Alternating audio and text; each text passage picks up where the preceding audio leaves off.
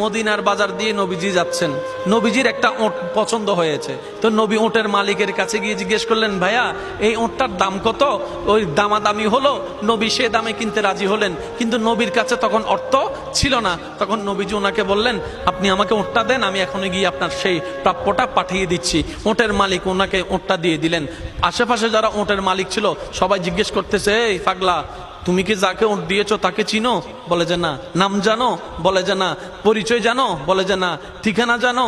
না। তো তুমি যে ওটটা দিয়ে দিলা, উনি যদি ওটার টাকাটা না ফাটায় তখন তো তুমি লসের মধ্যে চলে যাবা। সে ওটের মালিক বলে, এত সুন্দর নুরানি চেহারাওয়ালা কখনো বাটপার হতে পারে না, কখনো চিটার হতে পারে না, কখনো মিথ্যুক হতে পারে না।